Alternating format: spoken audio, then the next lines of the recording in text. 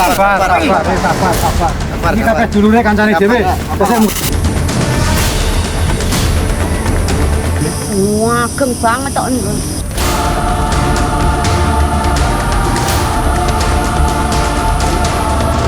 Perlahan-lahan si jaring akan dipersempit, tunggu sampai si bandengnya kelelahan.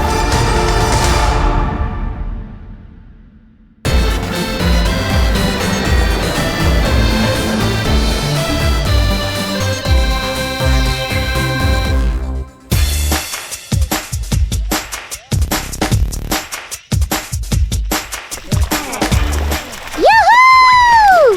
Rame banget! Paling seru memang kalau ikut panen ikan bandeng.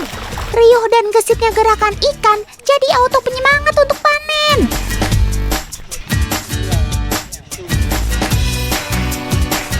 Ini perlahan-lahan si jaring akan dipersempit, nunggu sampai si bandengnya kelelahan. Setelah kelelahan, nanti baru kita angkat ke atas. Gitu. Ayo dok, saatnya ikut masuk barisan. Siap-siap basah kuyup ya dok. Nih.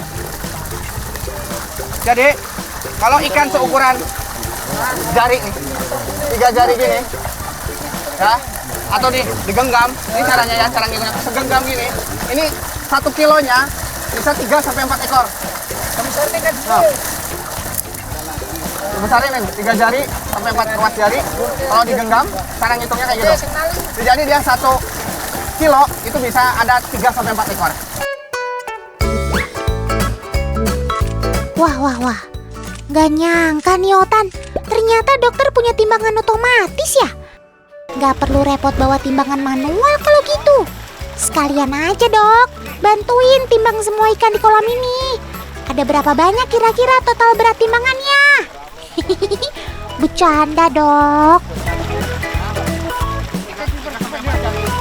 Ikan bandeng tidak hanya menjadi berkah bagi masyarakat Kecamatan Kangkung, Kabupaten Kendal, tapi juga sudah menjadi ikon yang banyak sekali peminatnya.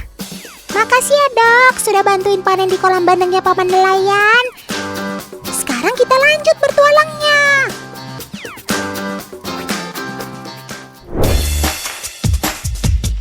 Nah kan, lagi pada ngerembukin apa tuh? Kayaknya serius banget. Otan boleh gak ikut nimbrung? Siapa tahu Otan bisa kasih solusi buat kakak-kakak. Tetap utamakan keselamatan ya. Ternyata beneran tinggi banget air terjunnya. Otan aja gemeter kalau lihat ke arah bawah. Teknik turun dari air terjun ini biasa disebut rappelling. Setiap orang sudah dilengkapi tali pengaman yang super kuat. Ini tempat ini. Mana? Ya. Sudah hampir sampai. Sepertinya harus sedikit bergeser ke sisi kanan air terjun. Di titik ini ternyata ada biawak yang sudah lama terjerat. Harus segera diselamatkan. Oke, kan? Ini ada biawaknya. Kita akan coba lepasin ranting-rantingnya. Terus kalau kalian kita akan cek dulu. Takutnya ada luka-luka karena ini banyak yang menjerat badannya dia. Oke. Ayo, Kang, bisa mulai?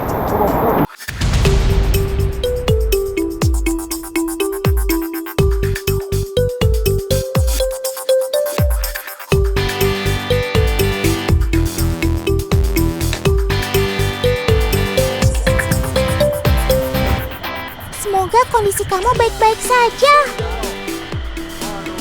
Dokter Chandra siap bantu kamu kok Sob. Tapi sabar, perjalanan rappelling belum selesai. Harus benar-benar menyentuh darat supaya semuanya aman. Syukurlah Sob, kalau lihat alat-alat yang dokter keluarkan dari tas, kayaknya tindakannya cukup serius deh. Ya ampun Sob, semoga kamu baik-baik saja ya. Kasih bocoran sedikit dong dokter, biar nggak penasaran Nyotan. Mau diapain sih biawaknya? Kasian, malang betul nasib kamu, Sob. Sampai luka goresannya begitu dalam. Bukan cuma sakit, kalau luka robek kayak gitu pasti bahaya juga kalau dibiarkan, Sob. Sakit nggak apa-apa ya, Sob. Kalau sudah di tangan Dokter Chandra, Otan yakin kamu bisa selamat. Menangani luka yang cukup dalam seperti ini harus ekstra hati-hati dan sabar. Ditambah dengan kondisi kulit biawak yang cukup tebal. Jadi ikatan benang jahitannya juga harus benar-benar kuat. Dalam kondisi darurat seperti ini, tidak perlu diberikan bius. Menurut Dokter Chandra, hal ini malah beresiko kurang baik. Penyemprotan cairan antiseptik ini menjadi akhir proses jahit luka kamu, Sob. Otan tahu kamu sobat yang kuat. Semangat ya, Sob. Nggak lama lagi kamu bisa kembali ke alam. Nah, Dok, Ya. dia udah selesai ya? Dengan kondisi hasil jahitan kayak gini dia udah bisa langsung dilepas? Ya bisa, karena dia cepat sekali untuk penyembuhan lukanya. Oh gitu ya? Aman ya? Aman. Berarti kita bisa langsung lepas sekarang? Bisa. Tapi sebelum itu nanti saya mau cek dulu. Takutnya ada luka-luka lain atau apa di anggota tubuh yang lain. Oh oke, coba. Ya. Iya, kamu banyak kutunya, Sob. Bikin malu Otan aja deh. Nggak pernah perawatan ke salon sih ya. Kutu caplak memang biasa ada di kulit reptil. Salah satunya biawak. Walau terlihat kecil, kalau dibiarkan ternyata punya resiko buruk yang membahayakan hewan. Kutu caplak akan menggerogoti kulit dan menyerap nutrisi pada jaringan otot. Jadi harus segera diambil dan dilepas. Sebenarnya dengan dia ganti kulit, ya itu bisa membersihkan. Cuman karena gigitannya itu cengkramannya sangat kuat, kadang butuh beberapa kali untuk ganti kulit agar bisa terlepas. Oh iya teman, ada yang tahu nggak berapa usia biawak ini? Dokter Chandra punya cara mudah loh untuk tahu usia sobat Otan ini. Tuh, tinggal diukur dari ujung mulut sampai ujung ekor.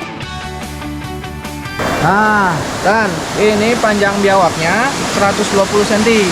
Ini perkiraan usianya 1,5 tahun. Ya. Dari data yang sederhana ini, dokter bisa memberikan penanganan dan tindakan yang tepat untuk hewan. Seperti pemberian dosis obat, juga porsi makan. Kamu sudah bisa kembali ke alam, Sob. Hore! Akhirnya. Terima kasih ya dokter dan kakak-kakak. Berkat kalian, Sobat Otan bisa kembali bergerak bebas.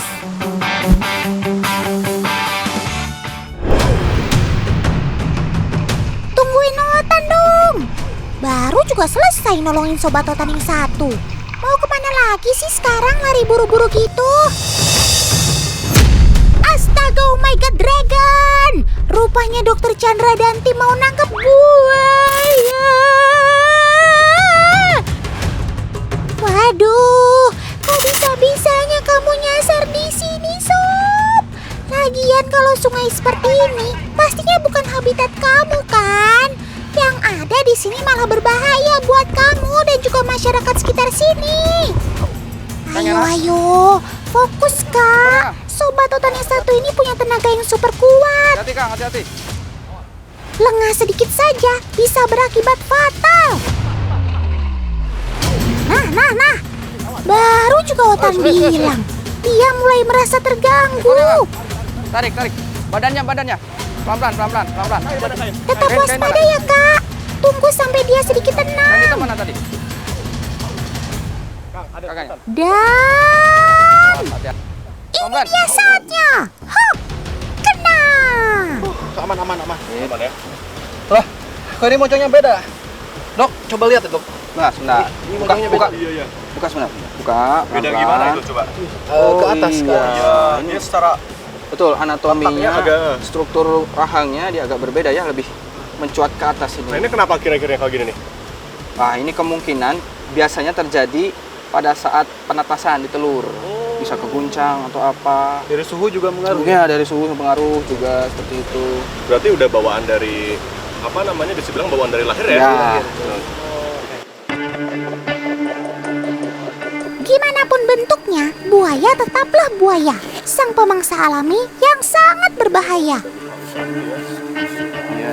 Harus segera ditutup bagian mulutnya supaya lebih aman. Sedikit info untuk teman di rumah. Otan dapat kabar dari kakak-kakak tim liputan kalau buaya ini sudah lama mereka cari.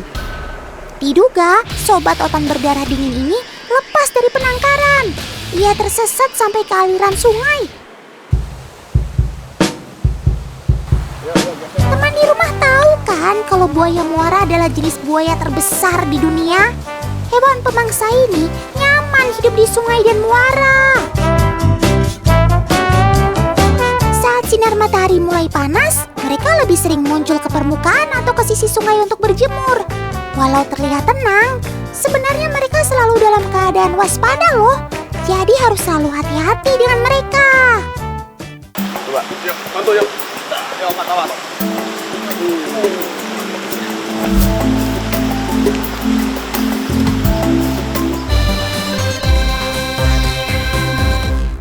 Kalem, Pak De. Jangan lari, Pak De. Kalem, Pak De. Sabar.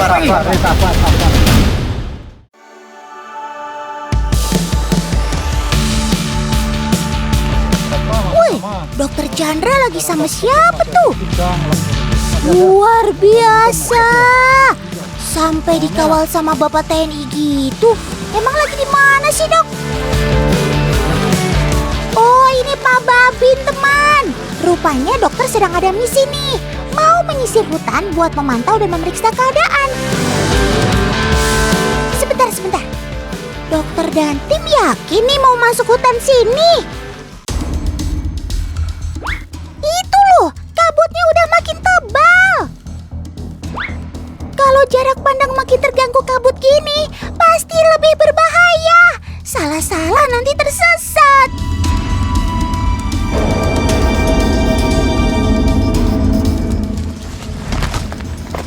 Dok, sini Dok. Dok, awas. Tuh, ini. Ini ada jebakan yang Ada lagi. udah Oh, ini jebakannya lepas ini. lepas. Udah lepas ya. Ini lepas. Nah, ini contoh yang dimakan sama babi hutan. Babi hutan kalau enggak ini landak berarti ini. Pengerat. Tan, ini lihat. Kita menemukan lagi satu jebakan, tapi ini kayaknya udah lepas. Jadi, dan ini juga targetnya kemungkinan besar landak, Tan. Itu ya. Ya, emang ini mancingnya untuk pakan. Oh, ini untuk pakannya umpannya, cuman sepertinya lolos. Dia lolos tuh. Ini bahaya banget, ini masih banyak berarti Pak ya? Masih banyak. Kalau aja itu tadi jebakannya masih banyak, makanya kita hati-hati. Kita jalan harus Kita hati-hati. Nih, selingnya aja dah kita amanin. Ambil sekalian aja. Ya, ambil lagi. Mas Tanta, mana ujungnya nih? Untung bisa lepas tadi, Dok. Berarti ini besar. Besar ya, Pak. Berarti Syukurlah. Kalau memang tadi yang terjerat landak, untung saja dia lolos Ya dari banget, Tan. jebakan jahat itu. Ya udah, kita lanjut lagi. Oke. Oke, Ikutan. misi pertama cek.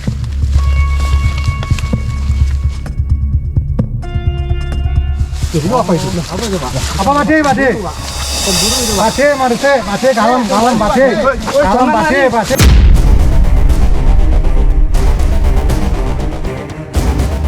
Kalem. Kalem, Pak De. Ada apa ini? Kok jadi pada kabur gitu habis lihat Pak Babin? Hei, jangan lari. Aduh, ini pasti ada sesuatu yang gak beres nih.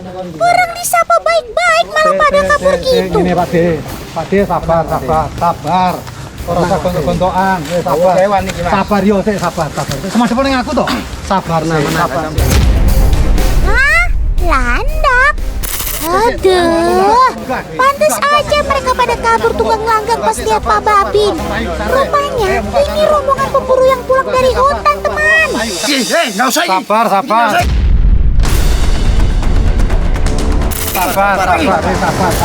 Ini kabeh dulure kancane dhewe. Terus muka sing kok. Awas Pak kameramen. Aduh. Kenapa marah-marah gitu sih, Paman? Semua kan bisa dibicarakan baik-baik. Untunglah ada Pak Babin yang bisa mengendalikan keadaan. Santai. Ayo muka santai. Ayo muka. Muka. Landak adalah hewan yang dilindungi, teman. populasi mereka di alam cenderung semakin sedikit akibat perburuan berlebihan dan adanya mitos kepercayaan yang salah terkait si landak.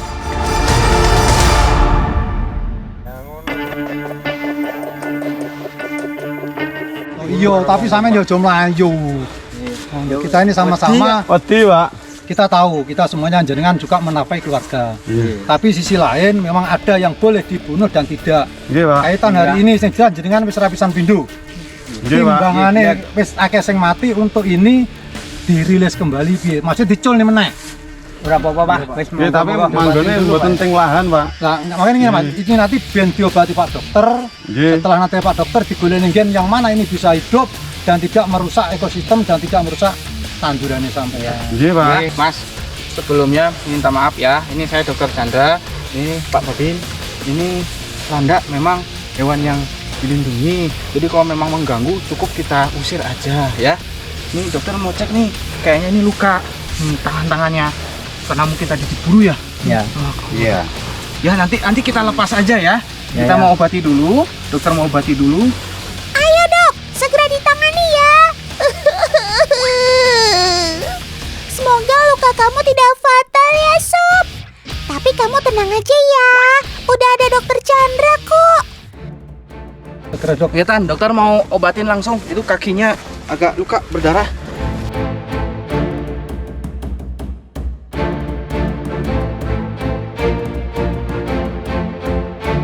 Ya Tan, udah dokter kasih antiseptik. Itu lukanya hanya kegores saja. Mungkin pas saat memburu atau pas saat diikat ini mengalami luka. Syukurlah, lagi-lagi kabar baik. Lukamu termasuk ringan Sob. Tenaga si landak memang gak kaleng-kaleng teman. Makanya kalau kena jebakan jerat begitu, dia jadi akan lebih terluka karena berusaha melepaskan diri. Untung dokter Chandra bawa perlengkapan medisnya lengkap, jadi bisa langsung dilakukan tindakan. Wah itu dok, itu anjingnya kayaknya terkena duri landak itu dok. Oh, itu berdarah-darah dok. Kita cek. Lihat ini. Tan, ini anjingnya ya. Kayaknya tadi habis bertarung sama landaknya dia tertusuk. Tuh, ada di kaki sama satu lagi Mas. Ini di dekat leher ya. Di leher itu. Oh. Sobat Malang, kamu ikutan jadi korban deh.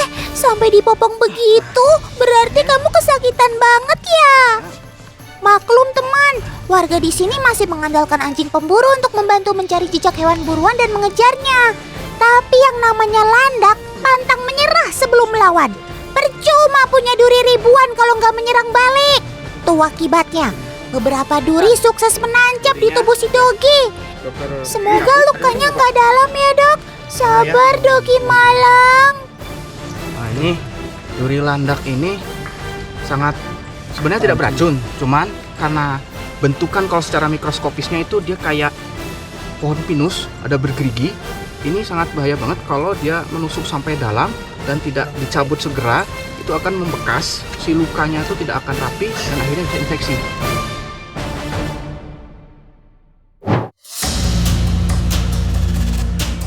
Betul teman, rupanya ujung si duri ini ketika sudah menusuk ke daging akan terlepas dan mengakibatkan luka akan terus terbuka. Makanya jangan asal cabut durinya. Kalau ada duri yang tertinggal, jadinya si luka tidak bisa menutup dan mengakibatkan perdarahan yang semakin parah. Jadi kalau ada hewan yang terluka dan mati akibat duri landak, itu semua karena si luka yang tidak sembuh-sembuh dan infeksi teman. Jadi bukan karena durinya beracun ya. Oke, Pak, ini landaknya kita evakuasi dulu, nanti kita rilis ya. Ya nanti lain kali kalau menemukan satwa apapun, apalagi landak, itu kalau memang mengganggu diusir saja. Jangan kita tangkap ya. Baik, karena ini sangat berperan penting untuk keseimbangan alam ya. Nggih. Ya, boleh ya?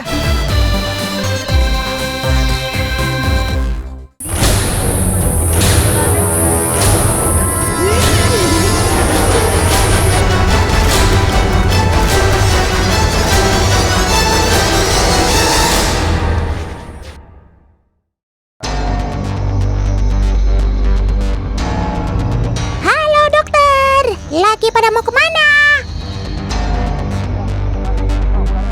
Loh, kok kayaknya pada tegang gitu sih? Ada apa sih dok? Cerita dong. Otan jadi ikutan cemas nih. Waduh, kok banyak orang kumpul-kumpul rame gitu? Ini ada apa? Perasaan Otan jadi nggak enak. Ya udah deh, Om Editor, coba dong. Otan mau lihat kejadian sebelumnya. Apa yang sebenarnya terjadi?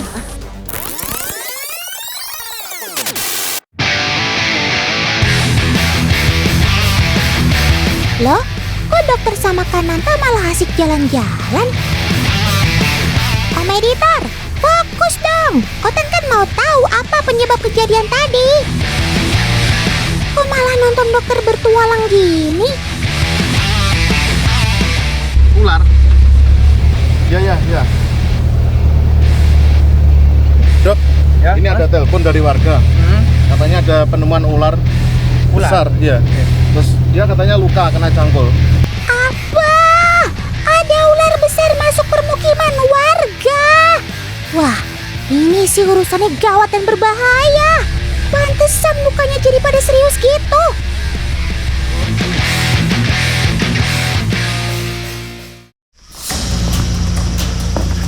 Kayaknya masih jauh ya Mas ya. Coba kita tanya warga. Udah ada. Mas, yang mau bantu Iya, ular. Mas, ularnya sebelah mana? Sana, Mas. Oke. Ayo Tan. Cukup besar Pak ularnya. Lumayan besar. Lumayan besar. Iya. Maklum saja, masyarakat di sini tinggal berbatasan langsung dengan hutan dan pegunungan. Habitatnya ular-ular raksasa. Ayo dok, cepat ya dok, tolongin Sobat Otan. Jangan sampai si piton terluka. Dan semoga tidak ada korban lainnya.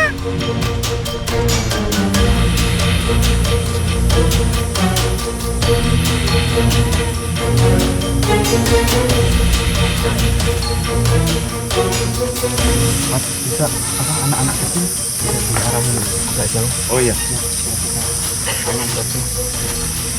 Tan. Ini ular piton retik. Hati-hati Mas. Ini besar banget. 4-5 meter ada ya Mas Santa ya? Bentar Mas. Oke, kita mau coba landing. Bentar Mas, hati-hati Mas. Nah, untuk kita amankan. Ayo. Hati-hati Mas. Kepalanya dulu. Awas, hati-hati ya Kananta. Walaupun Kananta sudah berpengalaman menangani ular, tapi ini piton liar yang sedang merasa terancam. Dia pasti lagi super galak. Salah-salah dia bisa menyerang balik. Wah, beneran kan? Ternyata gede banget ularnya. Otan deg-degan lihatnya. Piton mengandalkan gigitan dan lilitan sebagai cara menyerang dan melindungi dirinya, teman. Makanya, hal pertama yang harus diamankan adalah menutup bagian kepalanya agar dia tidak bisa lagi menggigit. Kaos kaki, Pak, ada yang punya kaos kaki, Pak? Ada. Boleh saya pegang? Tak ada rotan, akar pun jadi. Saat situasi darurat begini, kaos kaki bisa jadi alat untuk melumpuhkan kekuatan si ular, teman. Kenapa nih dok diamanin kepalanya? Jadi kita amanin kepalanya karena takutnya dia nanti malah menyerang, karena kan dia bisa menggigit. Syukurlah, kepala si piton sudah diamankan. Meski terbilang kurus, kalau dilihat dari panjangnya, si piton ini sudah mampu melahap seekor kambing dewasa, teman. Pantas saja warga di sini tidak ada yang berani mengamankan si ular. Sana.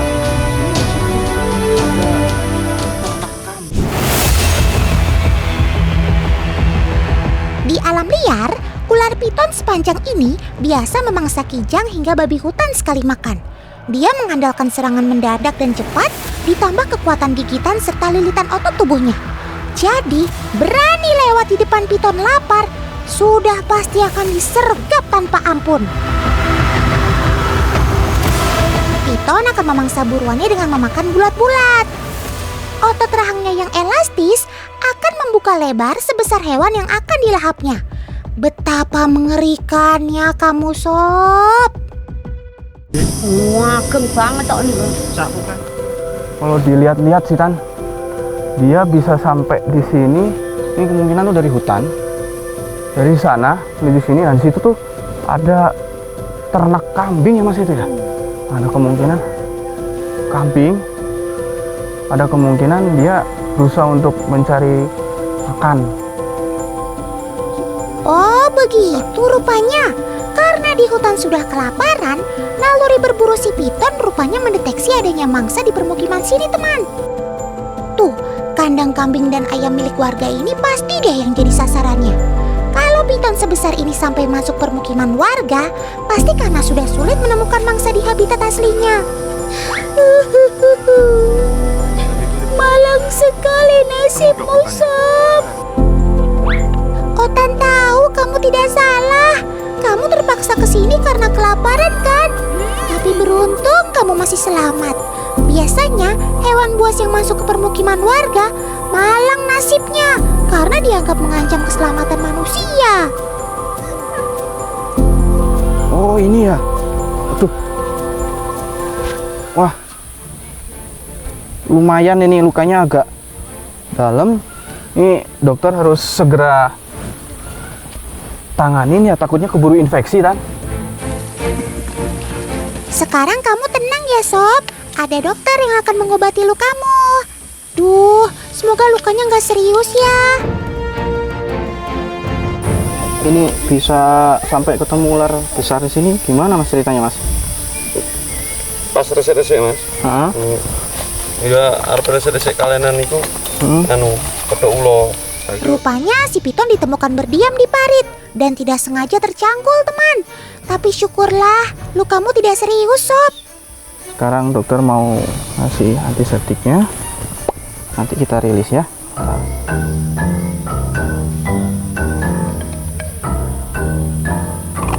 Oke, Mas. Nah, boleh Mas. Pakai sarung dipinjam dulu saya. Maaf ya, Paman. Pinjam dulu sarungnya ya. Ya, namanya juga lagi darurat. Yang penting cepat dan tepat. Ayo dok, kita masukkan. Loh, Sob. Kamu yang kalem dong. Jangan melawan begitu. Hati-hati, dok. Aduh, beginilah menangani ular liar yang jarang bertemu manusia, teman. Instingnya untuk melepaskan diri masih tajam. Begitu juga dengan tenaganya. Sampai pada kewalahan begitu menahan liukan badannya.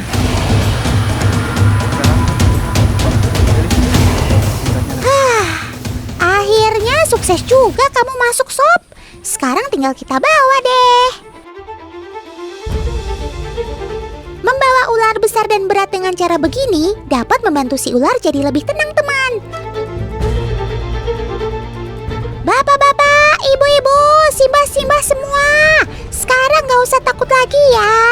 Ularnya sudah diamankan.